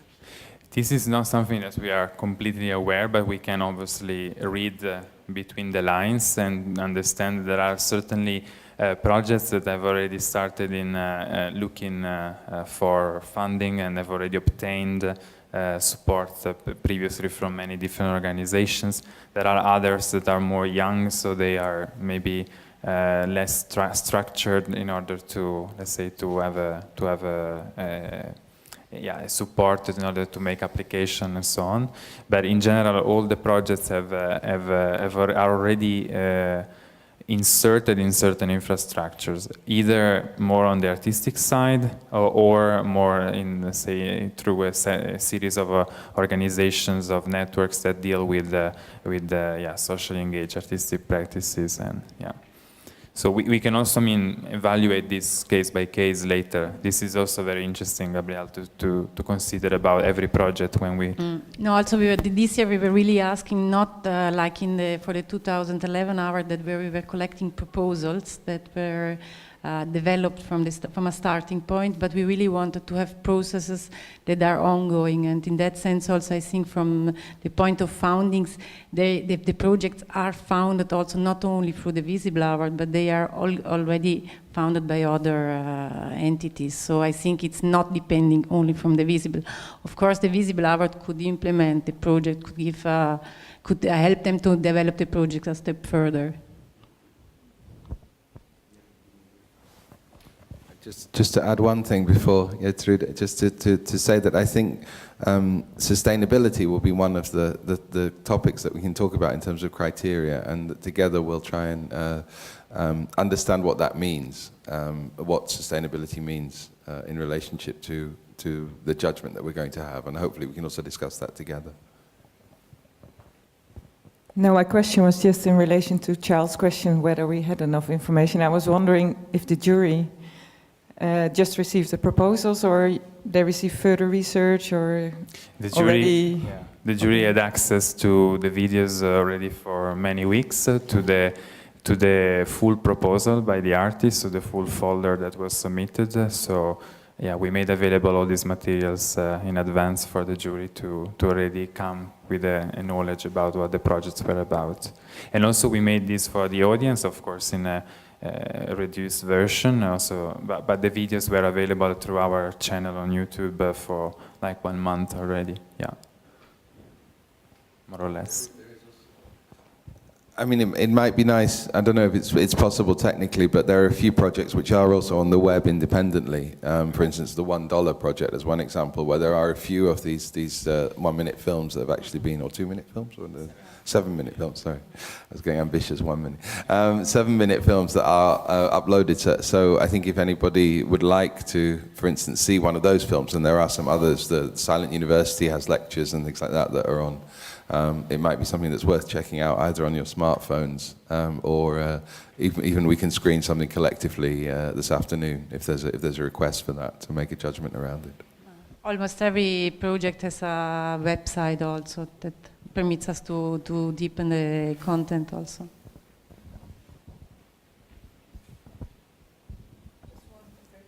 Practical question, was there like support and instruction for this video material? No, we just asked them a video statement, and yeah, that's all. And what we offer support for another thing, because we asked to all the curators that nominated the project, or in the case of the open call we asked the artists to find a person that knew about their project that could write about it. So later we will see also a few quotes from text we commissioned about the work, asking to external persons, so people that are not directly involved in the project but they know about the project because they visited the artist, the collective. So to have also, and what we asked to these writers, to curators, to highlight an aspect that it was not made clear from the proposal, so either from the video or from the submitted texts, so that we could also have a third, let's say,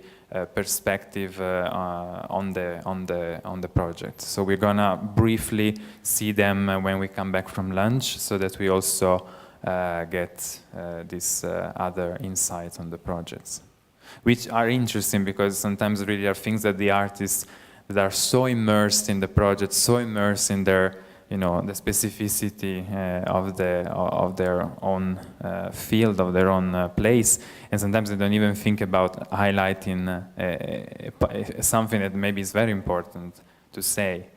I don't want to make any examples because I want to try to be as neutral as possible, but I could think of many. Yeah.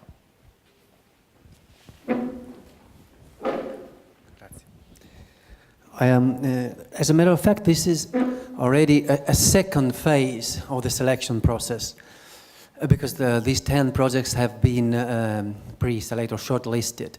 Can you tell us a bit more about the first phase, how it went, and what criteria or feelings you put into that to fulfill the visibility of the process statement? I can maybe have a go, because I was part of the jury with Andrea and Matteo and Judith when we made the shortlist of the 10. I think it was fairly straightforward. We had about 50 applications from our advisors, so that's a network of around 30 people around the world who are active as cultural workers, essentially. And then we had about 80 open submissions. Many of the open submissions, to be honest, were much more within what we could call the autonomous art enclosure than we would associate with the notion of engaged art. So the engagement was at one remove, perhaps. And it's not to say, of course, that abstract painting is not political. It was in the Cold War. It was intensely political because it was all about politics, sometimes to the exclusion of anything else. But those kind of activities are no longer, I think, in this current situation, things that we can understand as being socially engaged. So therefore, we would exclude quite a lot of the open calls on that basis. And then I think when it came to the discussion for the last 10.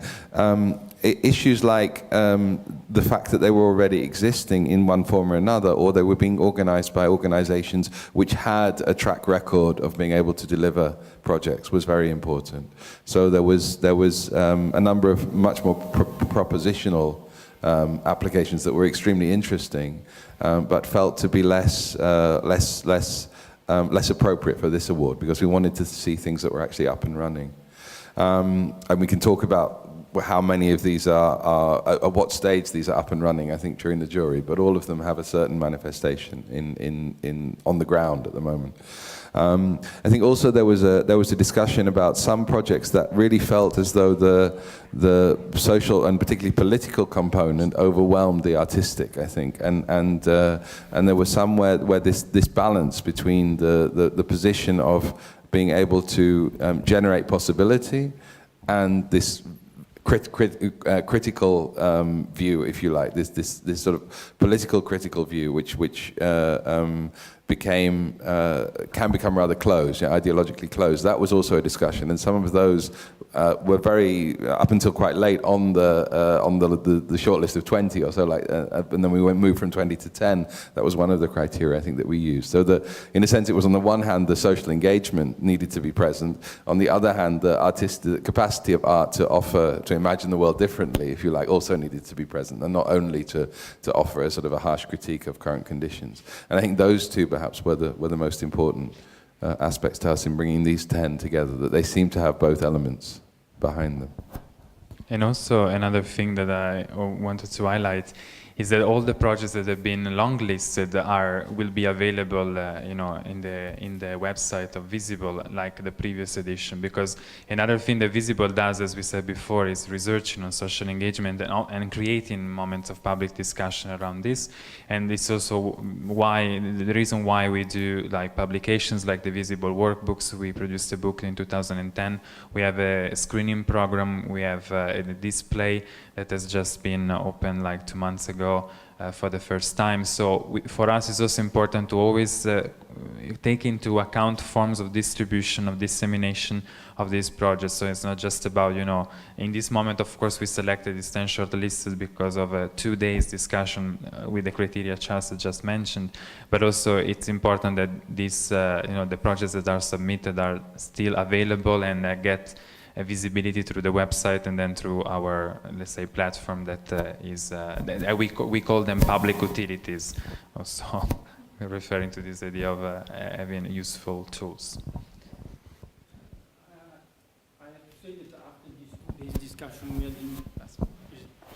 I have to say that after these 2 days discussion we had in Milano, I was amazed finding out that between the 10 shortlisted projects, 3 were coming from the open call, which is a big proportion comparing the 48 that we received from the curator. And I also have to say that this edition of the award, the 2013 award, differs from the previous one because the curator involved were only 9. And there was not an open call. So I think that having the open call is as much important as having today an open jury. Yeah, and since, we're also to discuss this, how you make things, and for example, there was a big discussion in between Judith and I and Charles about this open call Charles made this proposal, we should open a call, and we were a bit skeptical at first, but just for one reason, because Visible is a very young project, and I think when you do an open call, you have to be known for what you do in order for people to submit something that is meaningful, that is connected to what you're doing, and also in order not to refer only to your existing network. No? The more you are known, the broader is the effect that your call can have and spread. While if you open a call when you are already, when you're just born, maybe only the people that already know you will apply. So we didn't want to create any kind of, but at the second edition we felt we were mature enough to take this step. And on the other hand, we also thought, by opening a call, we're gonna make a lot of people unhappy because you submit something. So we also made sure that the material they had to submit was not too demanding, so that was really about projects that were already existing, so that they didn't have to produce anything for us except gathering materials they already had. And also we thought, in the end, if we don't do the open call, those people that wanted to apply will be highly disappointed, and we won't have any of these that then in the end made it. We won't have any of this in the process, and if we open the call, of course there will be people unhappy, but we will have at least those people that made it that will be able to be part of this platform. And so it's also, for us it was a question. We had a lot of doubts, but then we went for it when we understood that the pros were more than the cons, of course. So yes, and it worked out. It worked. As Andreas just said, 3 proposals out of 10 are from the open call, so I think it's a huge percentage. Yeah. You have to trust people, I think, in those situations, really. We have another question from that? It's actually really a technical question about one of the projects, the project Christ the King of Bling. Has the Reverend been informed about him being part of this? I highly doubt it.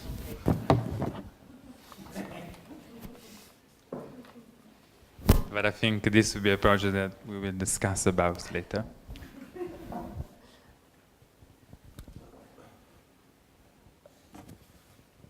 Is this working? I don't want to put a spanner in the works in the scheduling, but it's just having a look. There's 45 minutes to discuss the projects, and there's 20 minutes before lunch. Maybe we should just get going and talking about them rather than the process and things like that. Is that an idea? Just to. But we've got basically. We could also meet at 2:00 if we want, but we've got 2 hours because the jury response and the debate and the discussion are all wrapped up together. So it's sure. No, we've got these short videos and quite a big responsibility, in terms of giving quite a large amount of money to a project. It seems we should get going. Yeah, no, that's reasonable. Well, maybe we should go for. Can I suggest we go for lunch early and we meet at 2:00, and then we do it because also we'd like to sort of discuss some things and also I think it's good to all the proposals are also on the wall here that you can have a look at. I think it'd be good if you as a.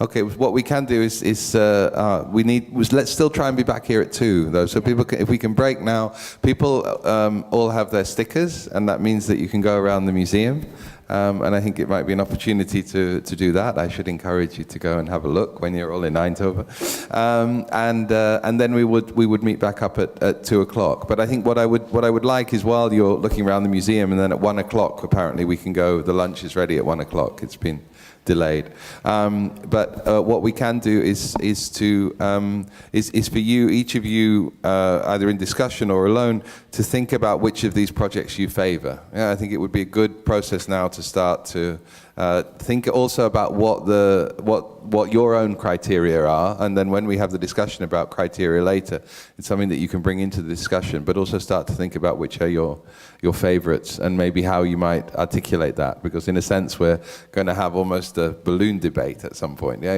those debates where people get thrown out of out of the basket if they can't make a good argument. So we're not going to throw you out of the room, but we are going to throw some of these projects out of the basket. And if you want them to stay in, then you'll need to make a really good argument. So maybe this is also an opportunity to start to formulate some thinking around that.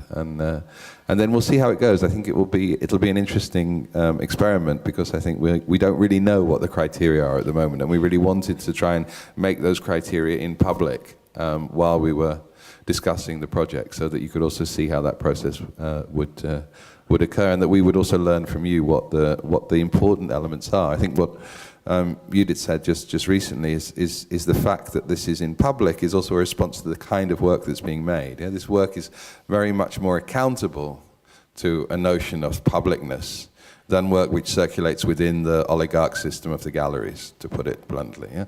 So, because the oligarchs are a different kind of public, yeah? They're a different kind of notion of public.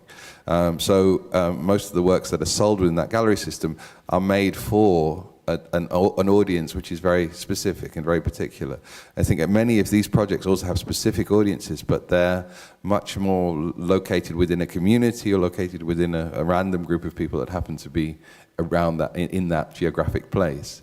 And I think that nature also makes it suitable that this whole discussion is done with a random group of people who happen to be here in this place at the moment.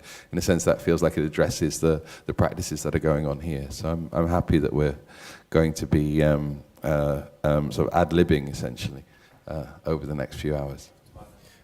Two more questions? Before we head out for lunch and reflection, and given the fact that for most of us here, the only tools we have are the videos we just saw and the text on the wall and in the booklet, I wanted to ask, and Matteo, you hinted toward this idea of a neutrality of what is offered. I wondered if the texts on the posters and in the booklet had been rewritten, or they taken, because it seemed like the language is very different per project, so I assume they haven't been filtered through a neutral voice. They've only been edited in terms of length, trying to be respectful in terms of the concept of the project, but yeah, the words are coming directly from the artist, so it's an editing that fits the length of the space there, yeah, and we tried to be as. Also, we tried really to give as much space possible to the artists, also to express to give their opinion, their point of view of their project. So we didn't want to re-edit it, and we wanted to give you also really their voice. I'm looking forward to the discussion, but I want to make a comment which I want to stress is not a complaint, and that is that it's a comment about the significance of language. We're all speaking English, all the presentations also occurred in English, and but there was also translations, and which I'm coming to the point of translation, and one of the issues, of course, the other phenomenon, which is an incredible phenomenon, is that in the past decade or two, English has become the second language of the art world. Everyone speaks English with an accent. And it's wonderful to hear the accents. Even in this room, there are wonderful inflections and of English, inventions of English, as well as mirrors. And the comment I want to make is for us to think about the tension between the mediating role of the projects and ourselves in English and their experience when the projects are actually applied in another language. Because in almost all instances, these projects will come into their reality in a language other than English. And this is where it's a comment rather than a complaint. It's a comment for us to start to think about what will it mean when this work that we're thinking about, partly in English, will be happening in a language other than English. So I'm not sure how we unpack that tension, but it seems to be a constitutive part of this process. Yeah. We experienced that with Elena Productions. But first, Tania. We haven't given the prize yet, but I want to make a suggestion for next year. Which is one element, following of your comment, one element that is extremely hard to translate in this kind of long-term social engaged art project is make it synthetic and very sexy in very short time. And the fact that we had this video made me think the disparity, because I know personally some of these projects, and the disparity between the ability to make a nice video and the actual executivity and sense of the project in the place. So I think that maybe a suggestion for next year, since we are already so transparent and so open, maybe we can invite not only jury, but maybe one person from the project, not the artist, please. I please beg you, not the artist. No, because the artists love to do very beautiful stories about their project, and half of the time they are fantasy in their heads, and not really what people are experiencing. So I think maybe somebody who is the user of the project, or somebody who has experienced the project firsthand, not to present the project, but to be available in case we have questions. Because I think, as the other person was saying, it's hard to evaluate just by a mediated format instead of experiential format. So I think that could be something we can have as a reserved opportunity to talk to a person, okay, what really did happen or not, and I mean, this is a suggestion. No, we totally agree, and yeah, we actually in the beginning wanted to do it. Then we understood that technically speaking, we were already taking the risk of the live streaming, and we thought maybe we were making it too difficult for a first time, and also the time zone factor. But in order to go, let's say, towards this kind of idea of having an external point of view that is not from the artist, we commissioned this text to the curator that suggested the project. So asking also them not to reinforce the narrative of the project, but trying to rather create a further comment of something about something that is not still available about the project. Working on that. Thanks. Thanks, Tania. It's really important that we extend also the perspectives how to look to the project, and I think to have someone out, not the artist, but someone who's experiencing the artistic process is fundamental also to get information, different informations. And another thing, because Nikos was speaking about translation, we experienced that with the first award, because actually, I mean, we awarded the Elena Producciones and the application was in English, but then of course, not only, I mean, is not so well understood within the Cali context English, but is rather seen as a language of a colonizer, no? So you are immediately addressed as a gringo when you speak English, and we experienced that in first person. So it was really, really important for us also to during the year that we work with them on the festival, to try really hard to really work on also what does it mean, what they're trying to do. For example, one thing, l'Escuela Móvil de Saberes, the Elena Producciones, so the sharing, the traveling school of sharing knowledge.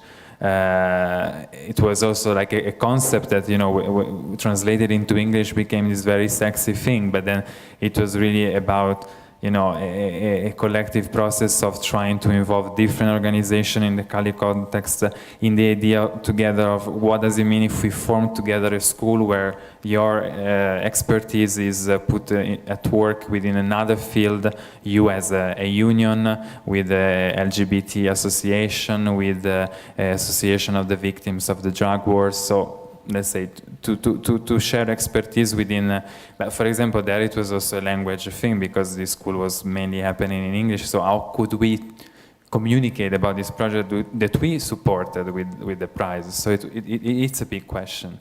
And also, I mean, sometimes it also happened in the previous edition that there was a project from Cameroon that we received in French, and then we translated we ping-ponged the version to have a final English version that was as true as possible to the original in French. So we take into account this, and that's why also we take time to do the award. It's a biennial award also, because these things need to be addressed every time, I think.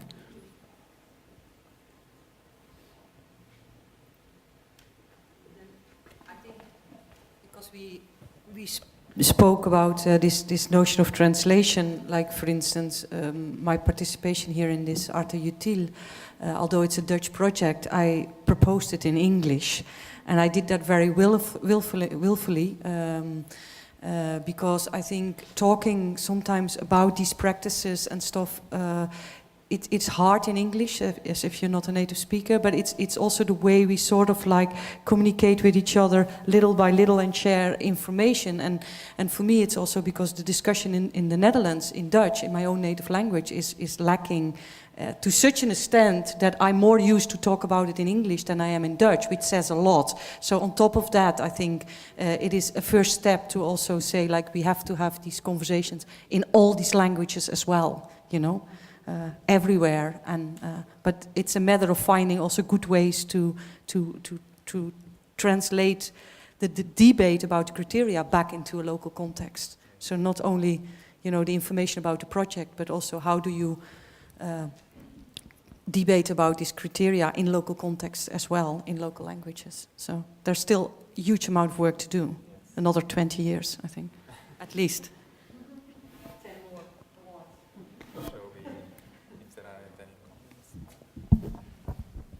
Are there any other comments, or we go for the break?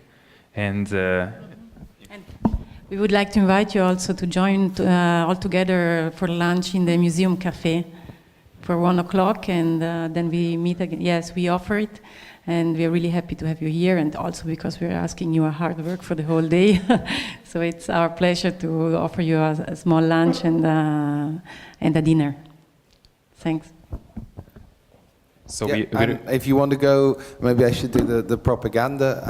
There is we have here two core projects. One is Museum of Arte Util, which is initiated by Tania and involved many people, among which Nick was a key player. He's always over there.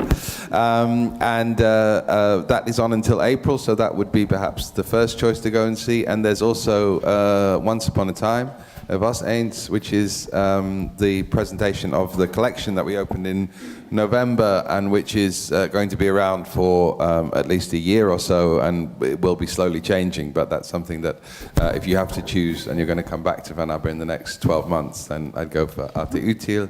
But if you want to run round, you can maybe do both, but that'll be that'll be good exercise.